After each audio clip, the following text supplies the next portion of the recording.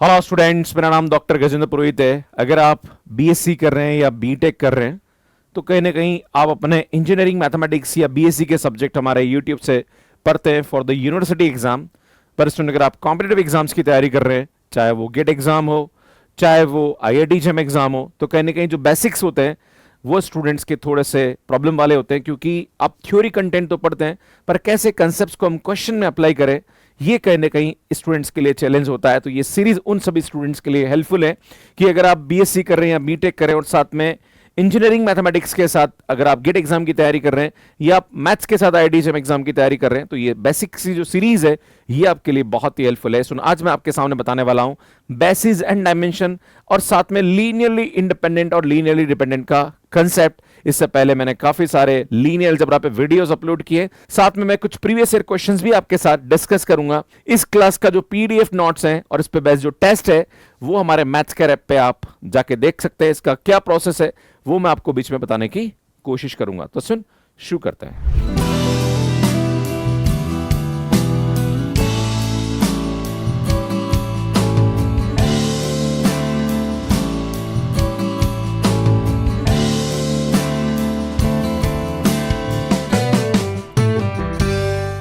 बात करते हैं linear combination of a set of vectors. So linear combination क्या होता है? अगर हमारे पास कोई भी वेक्टर दे रखा है, नॉर्मली ये जो भी बात होती है वेक्टर स्पेस पे बात होती है, पर स्टूडेंट बताना चाहता हूं कि लीनियर अलजेब्रा के अंदर वेक्टर स्पेस का जो पोर्शन होता है फॉर इंजीनियरिंग मैथमेटिक्स गेट वो बहुत ही कम होता है। तो आपको थोड़ा सा बेसिक आइडिया होना चाहिए, इससे ज्यादा आइडिया की जरूरत नहीं है। सुन, यहाँ पे हमारे पास वेक्टर स्पेस जो होता है वो हमेशा फील्ड पे डिफाइन होता है, जो फील्ड का एलिमेंट होता है वो हमेशा स्केलर होता है, और जो हमारे पास बाहर वी सेट होता है जो कि फील्ड पे वेक्टर स्पेस बनाता है, सुन इसको हम वेक्टर्स बोलते हैं। सुन, जो भी हमारे पास स्केलर और वेक्टर्स है इसका लीनियर कॉम्बिनेशन जो होता है उसको हम इस तरह से लिख सकते हैं। मान लीजिए बहुत सारे हमारे पास स्केलर और वेक्टर्स है, तो ये आएगा हमारे पास v1 alpha 1 plus v2 alpha 2 plus v3 alpha 3। इस तरह से हमारे पास जो होते हैं अल्फा एन वी एन, ये हमारे पास क्या कहलाता है? सुन, लीनियर कॉम्बिनेशन कहलाता है। अब ये जो लीनियर कॉम्बिनेशन है ये लीनियरली डिपेंडेंट भी हो सकता है, लीनियरली इंडिपेंडेंट भी हो सकता है। सुन, यहां पे जो भी हमारे पास वेक्टर्स होते हैं वो लीनियरली डिपेंडेंट और इंडिपेंडेंट भी होते हैं। यहां पे एक स्पैनिंग सेट का कंसेप्ट भी होता है। इसमें मैं आपके सामने थोड़ा सा एक कंसेप्ट बताना चाहता हूं।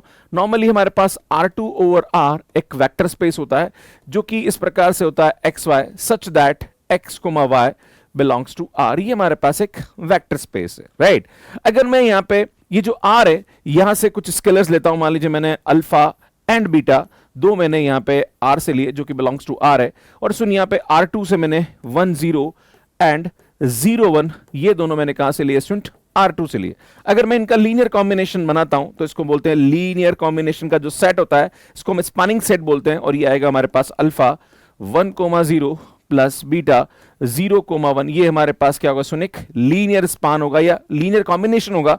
यहां पे अल्फा बीटा कुछ भी हो सकता है। अगर हम अल्फा बीटा की कोई पर्टिकुलर वैल्यू ले तो वो हमारे पास एक लीनियर कॉम्बिनेशन होगा, पर हम अल्फा बीटा यहां से रियल नंबर से ले रहे हैं तो ये हमारे पास जितने भी अल्फा बीटा जो कि आर से आ रहे हैं उससे जो भी सेट बनेगा उसको हम क्या बोलेंगे? यहां पे स्पानिंग सेट बोलेंगे, जहां पर हमारे पास अल्फा एंड बीटा जो कि कहां से आ रहा है? स्टूडेंट आर से आ रहा है। अगर मैं इस लीनियर कॉम्बिनेशन को जो भी सेट है इसको मैं ढंग से लिखूं तो सुन, यहां पे हम जानते हैं पहला एलिमेंट हमारे पास अल्फा है, यहां पे पहला एलिमेंट 0 है, दोनों को ऐड करेंगे तो ये अल्फा आ जाएगा। सुन, यहां पे अल्फा जब 0 से मल्टीप्लाई 0 और ये बीटा, इन दोनों को ऐड करेंगे तो ये बीटा आ जाएगा such that alpha beta belongs to R, है ना। आप देख रहे हो, सुन इन दोनों में कोई फर्क नहीं है, राइट। ये का यही है, बस यहाँ पे अल्फा बीटा आ गया, यहाँ पे एक्स वाई आ गया, है ना। और ये हमारे पास यहाँ पे क्या रहा? सुन, वेक्टर स्पेस होता है जो कि v ओवर r है। तो ये एक्चुअली देखेंगे तो सुन ये v हमारे पास v के बराबर हो रहा है, या फिर हम इसको ऐसा बोल सकते हैं, सुन ये पूरा का पूरा R2 ओवर R हो रहा है ना। तो सुन, जो ls है वो नॉर्मली जो हमारे पास स्पैनिंग सेट होता है वो या तो वेक्टर स्पेस के बराबर होता है या इसके अंदर कंटेन कर जाता है, राइट, है ना। ये देखने की जरूरत है। तो जो हमारे पास लीनियर स्पान और स्पैनिंग सेट और जनरेटिंग सेट का मतलब हमारे पास ls की बात की जा रही है ना। अगर हमारे पास यहां पे जो वेक्टर्स हैं ये लाइक ये जो मैंने दो वेक्टर्स लिए हैं, अगर ये हमारे पास बेसिस हैं और हम इसका लीनियर कॉम्बिनेशन लेंगे तो सुनिए पूरा का पूरा वेक्टर स्पेस के बराबर होता है, और बेसिस के अंदर जो नंबर ऑफ एलिमेंट होते हैं वो हमारे पास क्या कहलाता है? स्टूडेंट डायमेंशन कहलाता है। तो जो हमारे पास यहां पे जो बेसिस हम ले रहे हैं या जो हम 1 0 0 1 जो हमारे पास R2 से आ रहे हैं, हम इसको यहां पे देखते हैं कि ये हमारे पास लीनियरली डिपेंडेंट है या लीनियरली इंडिपेंडेंट है और इससे हम डिसाइड करेंगे कि हमारे पास जो स्पैनिंग सेट है वो वेक्टर स्पेस के बराबर होगा या नहीं होगा। अब आपके मन में सवाल उठेगा कि सर अगर ये जो हमारे पास दोनों वेक्टर है ये लीनियरली इंडिपेंडेंट है, कैसे पता पड़ेगा? तो सुन, यहां पे हम दो तरीके से पता कर सकते हैं। अगर हम चाहें तो इसका मैट्रिक्स बना सकते हैं 0 1 एंड 1 0। इस सुन, यहां पे अगर आप देखेंगे तो इसका जो डिटर्मिनेंट है, अगर ए मैट्रिक्स बनाऊं मैं तो इसका डिटर्मिनेंट हमारे पास क्या रहा है? सुन, नॉन जीरो आ रहा, मतलब ये दोनों वेक्टर जो है ये लीनियरली इंडिपेंडेंट है। लीनियरली इंडिपेंडेंट का मतलब एग्जैक्टली ये होता है कि दोनों में कोई रिलेशन नहीं है। पर अगर मैं आपके सामने ये ले लूं, बाई चांस जो मैंने आपके सामने वेक्टर स्पेस लिया, अगर मैं यहां पे ले लूं कि alpha beta belongs to R, और मैंने यहां पे अगर ऐसा ले लिया 1 0 एंड 2 0, बाई चांस मैंने ऐसा ले लिया है ना, मैंने ये दो वेक्टर ले लिए, बाई चांस मैंने ये दो वेक्टर ले लिए, क्लियर है? अगर मैं इसका एलएस लेता हूं, ध्यान दीजिएगा, है ना, दैट इज स्पैनिंग सेट लेता हूं, तो सुन ये हमारे पास क्या आएगा? अल्फा 1 0 प्लस बीटा 2 0, है ना, जहां पर अल्फा एंड बीटा कहां से आ रहा है? सुन, आर से आ रहा है। जब आप इसको देखेंगे तो सुन ये जो एल एस आएगा हमारे पास, ये क्या आएगा? यहाँ पे अल्फा प्लस 2 बीटा आ जाएगा, और सुन ये हमारे पास 0 आ जाएगा अगर आप देखेंगे, है ना। और आप देख रहे हैं सुन यहाँ पे अल्फा एंड बीटा ये आ रहा आर से, तो सुन यहाँ पे वो सभी एलिमेंट आ रहे हैं जहां पर यहाँ पे 0 आ रहा है और यहाँ पे नॉन जीरो आ रहा है ना। जबकि हमारे पास वेक्टर स्पेस पे दोनों तरफ हमारे पास यहाँ पे आर से एलिमेंट आ रहे हैं, तो ये भी नॉन जीरो और ये भी जीरो, और 0 0 भी हो सकता है ना। पर सुन यहाँ पे हमारे पास स्पेसिफिक 0 आ रहा है यहाँ पे, इसका मतलब ये जो होगा ये एलएस ये R2 ओवर R के अंदर क्या करेगा? कंटेन करेगा, ये बराबर नहीं होगा। इसका मतलब ये हुआ कि ये जो दोनों वेक्टर्स हैं यहाँ पे जो हमने लिए हैं ये लीनियरली इंडिपेंडेंट नहीं है, ये डिपेंडेंट है। और आप सामने देख रहे हो स्टूडेंट, इन दोनों वेक्टर में अगर मैं इसकी वेक्टर की बात करूं और इसकी बात करूं तो ये इसका 2 टाइम्स है। अगर आप बात करें यहाँ पे v1 वेक्टर हमने लिया यहाँ पे 1 0 और v2 वेक्टर लिया हमने 2 0। इस यहाँ पे जब भी हम डिपेंडेंट की बात करते हैं वहां कोई ना कोई रिलेशन होता है। जैसे मान लीजिए पिता और पुत्र है ना, ये दोनों एक दूसरे पे डिपेंड करते हैं, और जब डिपेंड करते हैं मतलब यहाँ पे क्या होता है? सुन, एक रिलेशनशिप होता है ना। तो जब भी डिपेंडेंसी होती है वहां पे रिलेशनशिप की बात होती है। तो सुन, जब भी आप देखोगे इन दोनों वेक्टर को तो सुन ये जो v2 है वो हमारे पास क्या होगा? 2v1 के बराबर आ रहा है ना। मतलब ये दोनों वेक्टर क्या हो रहे हैं? लीनियरली डिपेंडेंट हो रहे हैं। अब लीनियरली डिपेंडेंट को एक तरीके से और भी चेक कर सकते हैं। अगर मैं इसका डिटरमिनेंट निकालूं 1 0 एंड 2 0, ये ए मैट्रिक्स है, तो आप देख रहे हो सुन इसका जो डिटरमिनेंट आ रहा है वो हमारे पास 0 आ रहा है। तो हम इस तरीके से भी चेक कर सकते हैं, राइट। दो तरीके हमारे पास यहाँ पे है। लीनियर कॉम्बिनेशन से भी चेक कर सकते हैं। अगर वेक्टर दोनों में आपस में कोई ना कोई रिलेशन बन रहा है तो उस वाले केस में वेक्टर जो होंगे वो लीनियरली डिपेंडेंट होंगे। अगर कोई दो वेक्टर को आप आपस में रिलेशनशिप में नहीं ले सकते, जैसे हम देख रहे हैं 1 0 और 0 1, तो ये दोनों हमारे पास क्या होंगे? लीनियरली इंडिपेंडेंट होंगे, राइट। तो मुझे लगता है चीजें आपको समझ में आ गई होगी। वही बात करते हैं लीनियरली डिपेंडेंट वेक्टर्स, है ना। जब भी हम किसी लीनियर कॉम्बिनेशन को बराबर 0 पुट कर दें और ये सब के सब स्केलर बराबर 0 ना हो, तो ऐसे केसेस में जो वेक्टर्स होते हैं वो लीनियरली डिपेंडेंट वेक्टर होता है। आपके मन में सवाल उठेगा, सर ये डेफिनेशन समझ में नहीं आई, सर एक्चुअली इसका मतलब क्या हो रहा है? मैं आपके सामने एग्जांपल लेता हूं, राइट। सुन, एग्जांपल मैंने लिया, अगर मैं alpha beta belongs to R लेता हूं और मैंने वही लिया 1 0 एंड 2 0, ये दो मैंने वेक्टर लिए जो कि कहां से आ रहे हैं स्टूडेंट? R2 से आ रहे हैं, राइट।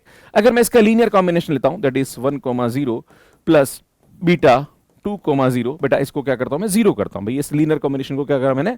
0, वही ना, अल्फा 1 है ना, x1 अल्फा 2 x2, वही तो यहाँ पे ये हमारे पास अल्फा बीटा और ये हमारे पास x1 x2 है, लीनियर कॉम्बिनेशन लिया, राइट।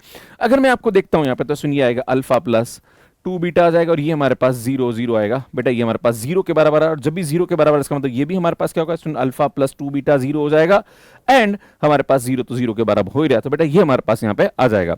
अब ये बोल रहा है कि ये जो अल्फा बीटा की वैल्यू नॉन जीरो अगर हो और उस पर ही अगर बाई चांस कंडीशन सेटिस्फाई हो रही है, इट मींस ये क्या हो रहा है स्टूडेंट? यहाँ पे लीनियरली डिपेंडेंट हो जाएगा। मतलब ये जो हमारे पास स्केलर्स है ये 0 नहीं हो, है ना, कुछ पर्टिकुलर नॉन जीरो वैल्यू के लिए भी ये 0 आ जाए, है ना। तो इसमें आप देखेंगे कि अल्फा हमारे पास माइनस का 2 बीटा आ रहा है। आप यहां पे देखेंगे सुन, बीटा की कोई भी वैल्यू ले लो, जैसे मान लीजिए अगर मैं बीटा की वैल्यू 1 लूं और अल्फा की वैल्यू -2 लूं, तो उस वाले केस में सुन ये हमारे पास क्या रहा? 0। और अगर आप यहाँ पे अल्फा की वैल्यू -2 रखोगे, बीटा की वैल्यू रखोगे, तो बेटा ये लीनियर कॉम्बिनेशन क्या रहा है? 0 आ रहा है। मतलब अल्फा बीटा की नॉन जीरो वैल्यू के लिए भी हमारे पास लीनियर कॉम्बिनेशन क्या आ रहा है?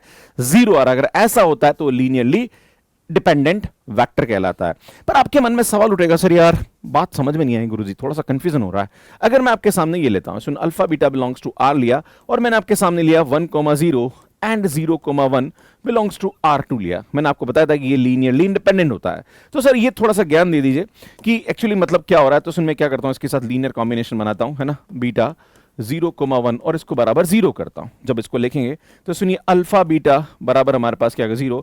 इसका मतलब अल्फा भी 0 आ रहा है और बीटा भी 0 आ रहा है, राइट। तो आप देख रहे हो स्टूडेंट, जब भी लीनियर कॉम्बिनेशन हम 0 करें, हमारे पास जो अल्फा बीटा जो स्केलर है उसकी वैल्यू, अगर यहां पे लीनियर कॉम्बिनेशन 0 आ रहा है तो उसके अल्फा और बीटा की वैल्यू 0 के अलावा कोई दूसरी नहीं होनी चाहिए।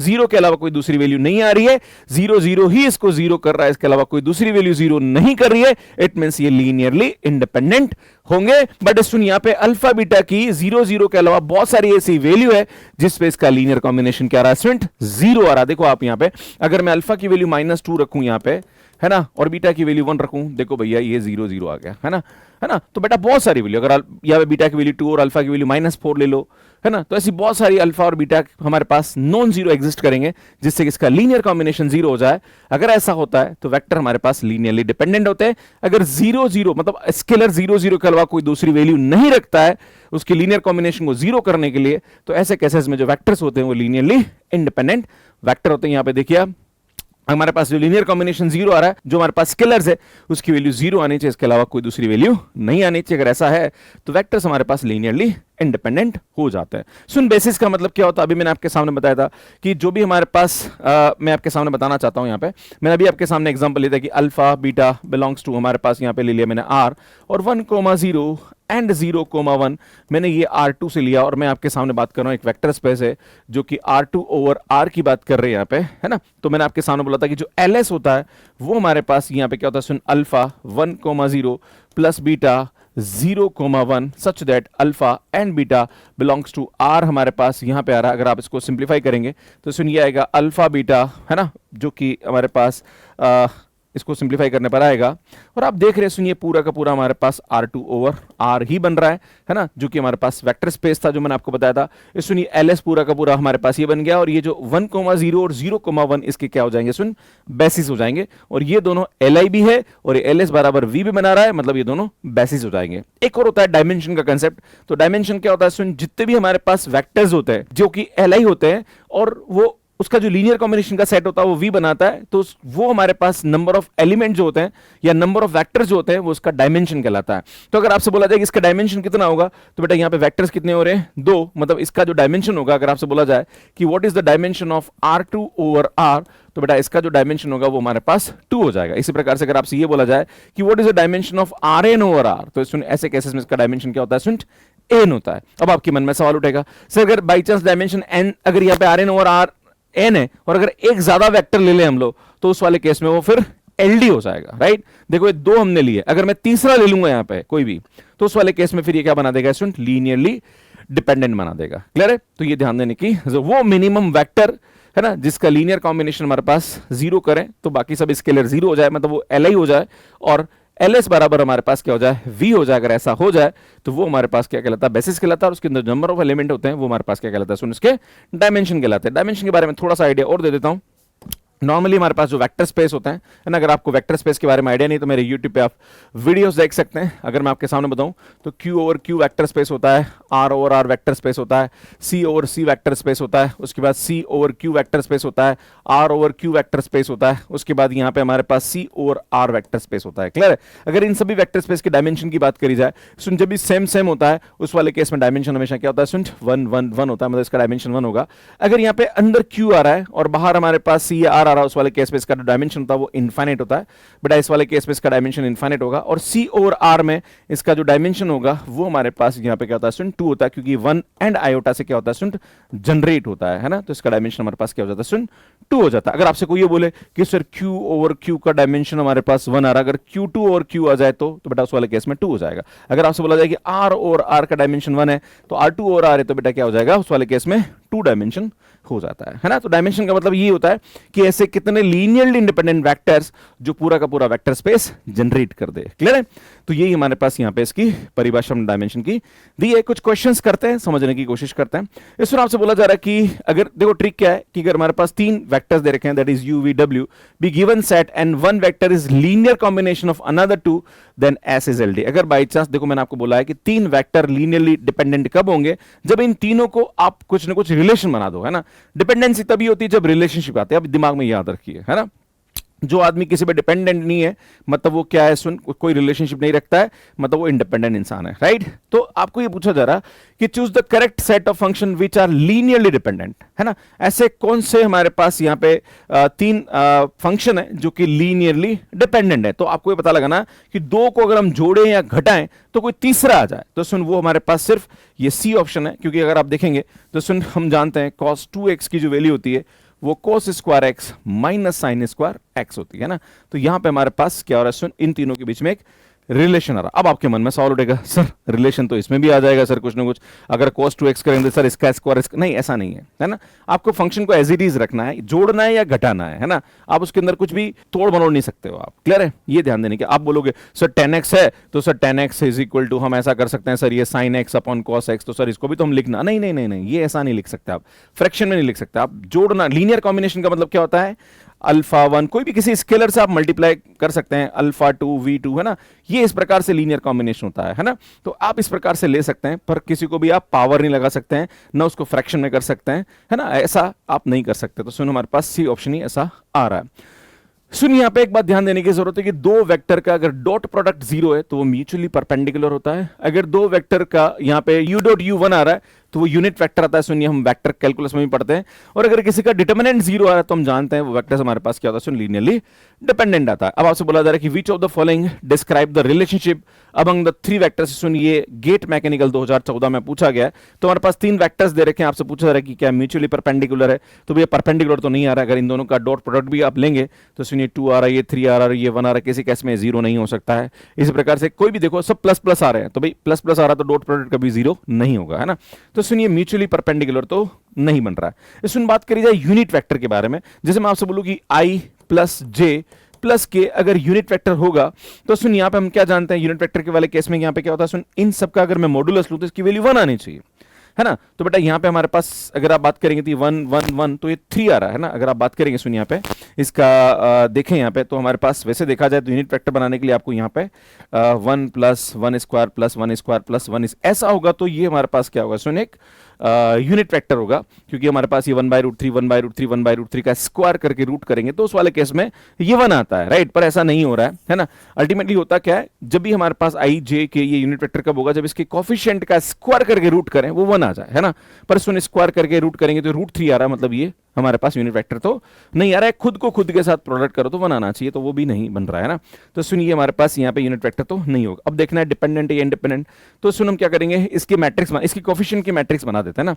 तो सुन i j के तो 1 1 1 आएगा, फिर हमारे पास आ रहा है 2 3 1 आ रहा है, एंड ये आ रहा है 5 6 4। आप क्या करें, इसका डिटरमिनेंट निकाल दीजिए। अगर इसका डिटरमिनेंट 0 आ रहा है मतलब ये डिपेंडेंट है, अगर इन नॉन 0 आ रहा है तो ये इंडिपेंडेंट है ना। तो क्या करते हैं, इसका डिटरमिनेंट निकालने का मैंने एक शॉर्ट ट्रिक बता रखा है। सुन क्या करेंगे, 1 4 यहाँ लिख देंगे, 1 5 यहाँ लिख देंगे। अगर आपको ये ट्रिक नहीं पता तो आप मेरे यूट्यूब की जो प्रीवियस वीडियोस जो मैंने अपलोड किए हैं उससे आप पता लगा सकते। सुन क्या करेंगे, ये तो ये आएगा 12 + 12 + 5 माइनस, है ना। सो नेक्स्ट क्या आएगा हमारे पास यहाँ पे ये और ये, तो आप देखेंगे सुनिए आएगा हमारे पास 8 + 15 + 6, राइट। 12 और 12 24 24 और 5 हमारे पास क्या रहा है, सुन 29। सुनिए आएगा हमारे पास 15 और 8, आई थिंक 15 और 8 23 23 से सुनिए 29 आ रहा है, मतलब 0 आ रहा है, मतलब 0 आ रहा है मतलब ये क्या हो जाएगा, सुन डिपेंडेंट हो जाएगा, ये लीनियरली इंडिपेंडेंट नहीं होगा।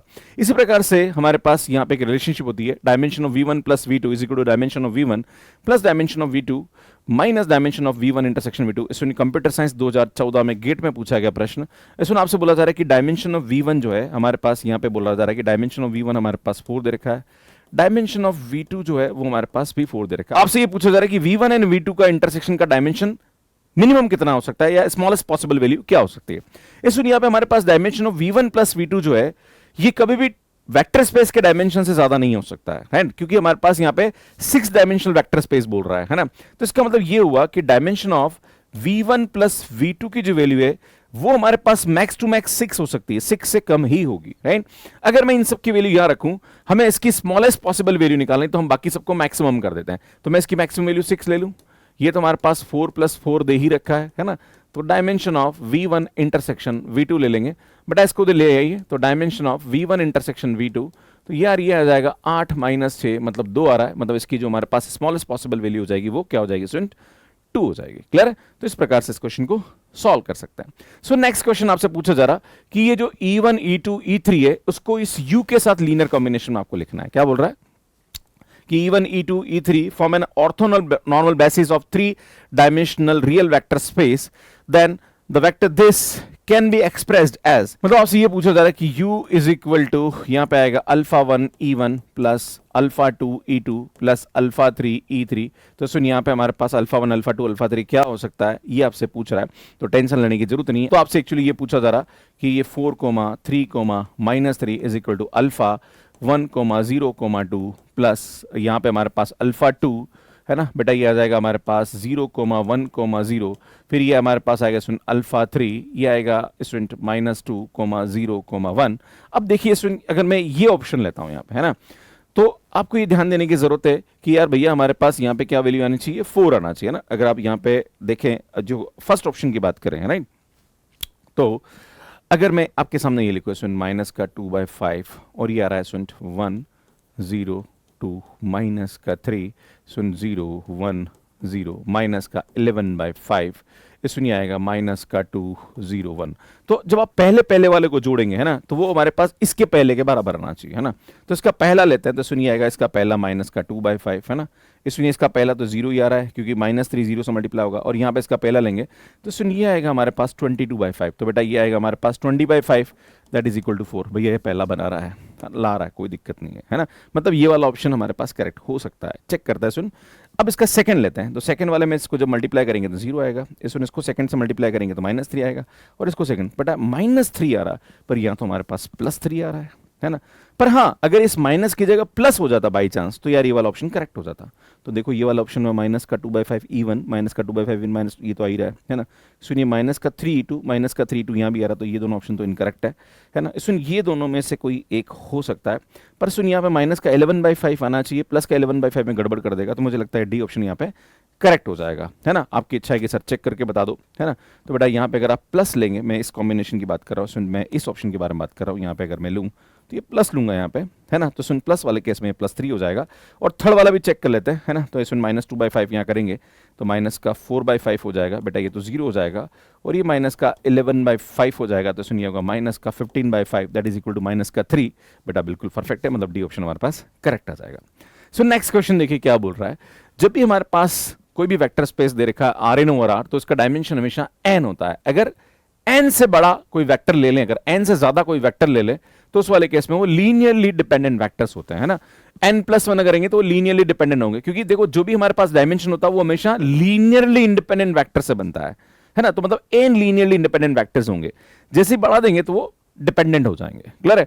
तो उसी में बेस्ड एक क्वेश्चन है जो कि इलेक्ट्रॉनिक्स 2020 में पूछा गया है, और क्वेश्चन ये बोल रहा है कि V1 V2 V3 आर 6। बेटा ये कितने वेक्टर है, 6 वेक्टर्स है, और डायमेंशन क्या दे रखा है बेटा, 4 दे रखा है ना। ये हमारे पास R4/R है, मतलब 4 वेक्टर्स दे रखे हैं हमारे पास, मतलब हमारे पास इसका डायमेंशन जो दे रखा है 4 दे रखा है और वेक्टर 6 दे रखे हैं। तो ऑब्वियसली अगर ये 6 वेक्टर आपस में लीनियरली डिपेंडेंट होंगे है ना, then which of the following statement is false. पहला these vectors are not linearly independent। yes it is true, बेटा ट्रू है, क्योंकि 6 और वो 4 है, तो 4 से ज्यादा है मतलब डिपेंडेंट है ना। Next, any 4 of this form a basis of R4। कोई भी 4 जो होंगे वो हमारे पास यहाँ पे इसका बेसिस बना सकते हैं। तो देखो जरूरी नहीं है, क्योंकि 6 में से कुछ ऐसे भी होंगे जो बना भी सकते हैं, नहीं भी बना सकते हैं ना। हमें एग्जैक्टली 4 कौन से होंगे वो हमें नहीं पता है ना। तो यहाँ पे आपको जो बी ऑप्शन बोल रहा है वो बोल रहा है कि any 4 of this vectors form a basis of R4। तो भैया कोई भी 4 है उसमें LD भी हो सकते हैं। हाँ अगर यहाँ पे ये बोला जाता कि there exist any 4 of this vectors form a basis of R⁴ तो ये करेक्ट हो जाता, क्योंकि देयर एग्जिस्ट बोल रहा है, तो हाँ ऐसा एग्जिस्ट करेगा। बट स्टूडेंट कोई भी 4 अगर ले ले और उसमें से हमने LD ले लिया तो ये हो जरूरी नहीं है, तो सुनिए हमारे पास फॉल्स हो जाएगा है ना, ये ट्रू नहीं है, गलत है। It is not necessary that this vectors span R4। Span R4 का मतलब ये होता है कि जो भी हमारे पास इसका लीनियर कॉम्बिनेशन ले तो पूरा का पूरा वो R⁴ पूरा का पूरा वो R4 बना दे। तो हाँ सही है, मतलब कोई भी अगर हमारे पास यहाँ पे 4 लें और हो सकता है उनमें से कोई LD ले लिया तो वो R4 बना दे, जरूरी नहीं है ना। तो इसमें ये भी हमारे पास क्या जाएगा, ट्रू हो जाएगा। If V1 V3 V5 V6 स्पान्स R4, ये बोल रहा है कि अगर ये R4 को स्पान कर रहा है, इसमें कौन स्पान करता है, बेसिस स्पान करता है। भाई स्पान का मतलब क्या होता है कि भाई उसका LS जो है वो हमारे पास क्या बन जाए, R4 बन जाए है ना। भाई ये तो बोल रहा है यहाँ पे कि ये चारों R4 को स्पान कर रहे हैं, इसका मतलब ये जो चारों होंगे ये क्या होंगे, बेसिस होंगे, है ना, बेसिस होंगे। बिल्कुल सही है यार, ये भी ट्रू है हमारे पास। तो सुन फॉल्स पूछ रहा है, मतलब बी ऑप्शन हमारे पास यहाँ पे क्या हो जाएगा, फॉल्स हो जाएगा।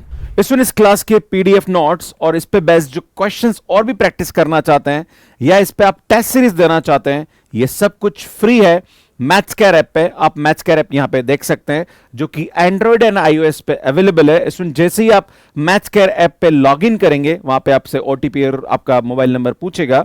मोबाइल नंबर डालते ही आपके पास ओटीपी आएगा। ओटीपी डालने के बाद इस टाइप से आपको टाइल्स दिखेगी। यहां पे जो फर्स्ट वाली टाइल है जहां पर CSIR नेट एंड गेट लिखा हुआ है, इस पे आपको क्लिक करना है। सुन जैसे ही आप इस पे क्लिक करेंगे तो सुन यहाँ पे courses for CSIR NET and GATE लिखे हुए आ जाएंगे।